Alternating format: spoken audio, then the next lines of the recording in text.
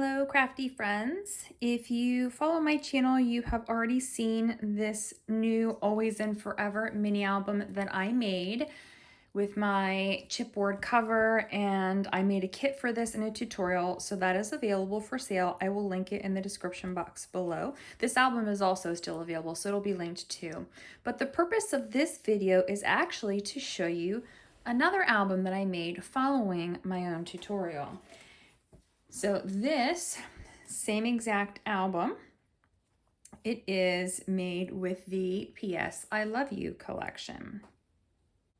So they have very similar features. The page styles are exactly the same. I had to change up a few different things because this, I only had a 12 by 12 and an 8 by 8 and a sticker sheet to work with. I didn't have patterns and solids and the ephemera pack. So it is a slightly different in just a few places, but what I'm going to do is go through and show you a comparison and you can tell me what you think. So this just shows you that you can take a tutorial and you don't have to use this paper collection. You can use a different collection and you can make an album that will be a different feel just because of the paper itself. So right off the bat, you can definitely see the difference just because of the colors, but there's also that similarity too. So I've got the same thing here. I've got photo mats, but on my P.S. I Love You collection, I've used white cardstock for those photos rather than patterns and solids like I did in my Always and Forever album. And I don't have embellishments on a lot of these just because, again, I didn't have the ephemera. This is going to be for sale, so if you purchase the album, I will give you the sticker sheet, and once you have photos in here, you could add some stickers. So this album has a photo mat here. It's slightly different than this one. I didn't add all of the chipboard roses in. I added it to just a couple, but not all of them. And I made this a 4x4 photo instead of 4x6, so you could see some of the design paper, and then room for the photos on the back side.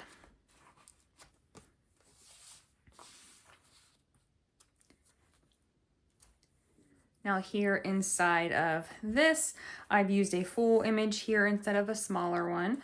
And this collection, I didn't have any journaling cards, so I made my own, and some of them, these little ones here, I left them blank on the back so you could use a white gel pen to write on those.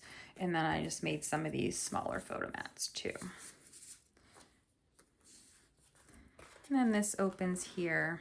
And again, it's very similar to the inside of that. I'm not going to open up every single page on my Always and Forever album. There is a flip through, but I just want you to see the difference and get an idea for how these pages can look similar, but also very different with a different paper collection.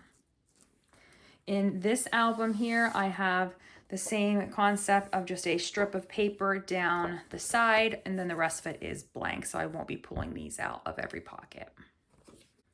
For the back side of the page here, you see a very similar design. I've just gone for a larger card, and I did not add a piece here. Like I mentioned here in the flip through, it's actually tearing this up, so I might need to figure out something to do for this to correct that. On this opens up here, and then this will open down as well. Room for a photo there, and then a photo mat here in the pocket, and then here as well. And then something I did in this album that I didn't do in the Always and Forever album is I used a corner rounder and I rounded some of those corners too. This is a very similar page style overall. I didn't put that ephemera piece there. I made my photo mat smaller so I could add my decorative paper strip here, have the plain one on the back. And then this opens up. So this one here opens up. And then again, on this one, I chose to put another photo spot here where you could put a photo here on that paper. And then I tucked a little card underneath here that you could use as a journaling card, or you could add white paper and add this as another photo mat.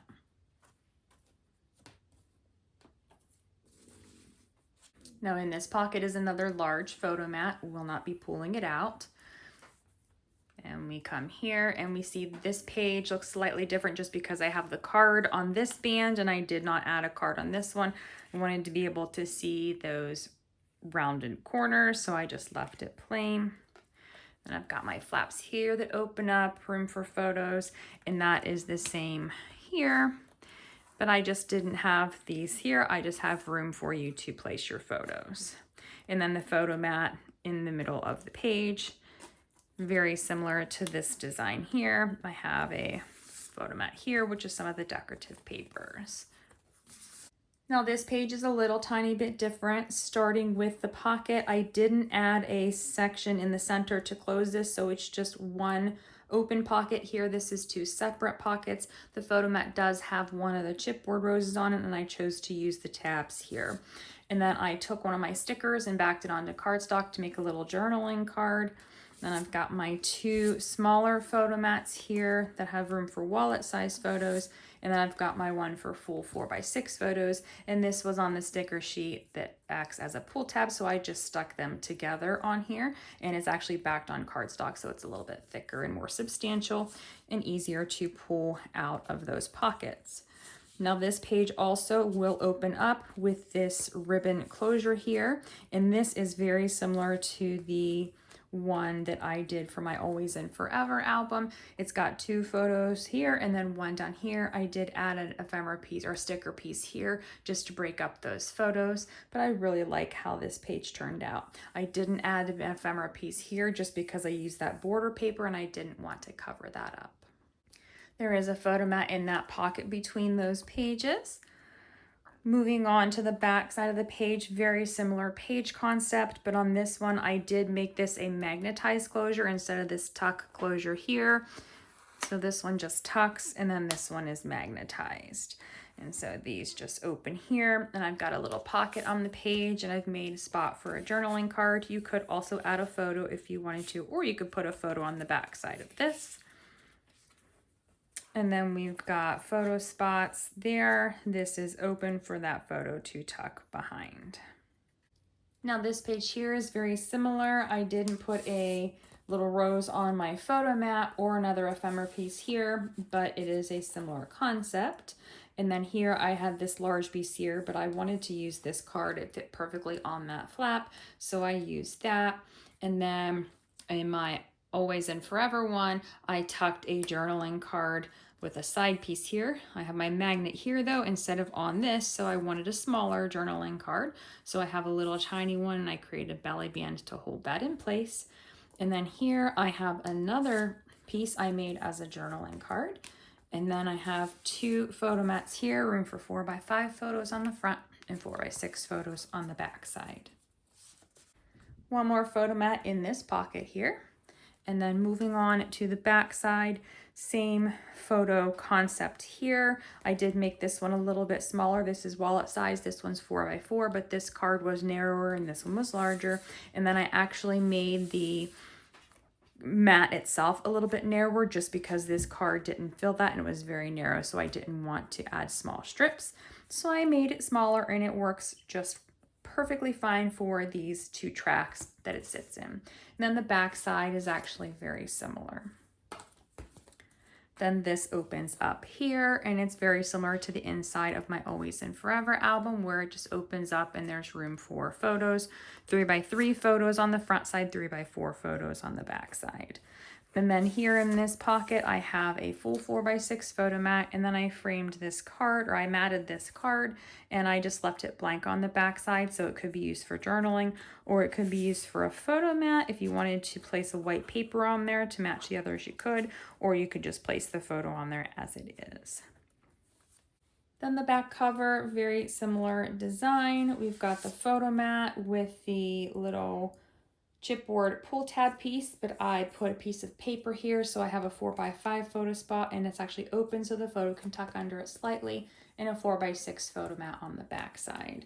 Then this opens up, room for a photo here. You could place a photo here if you wanted to as well, or you could add more things to the pocket, so additional photo mats or other things that you wanted as a keepsake in this album.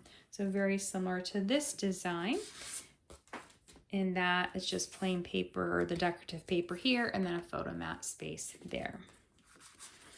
And then the back covers are pretty plain overall. The only difference, this one has a strip of paper on the back side, and I did not add anything here on this one.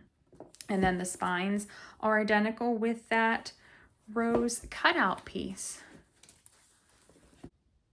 So here they are, side-by-side comparison again. You have to let me know in the comments which you like better. They have a very different vibe to them just based on the dark and the light colors. I think they both turned out really well, and I hope you like them too. Obviously, I do have all of these products available for sale. I've got the chipboard piece that comes with the covers. This frame piece comes with that cover set. And then the roses, I have lots of coordinating chipboard pieces as well. The tutorial available for Always and Forever. I don't have a tutorial for PS I Love You. This is just to show you how you can take this tutorial and make it into a different album. As always, I would love to hear your comments, so please feel free to leave one below.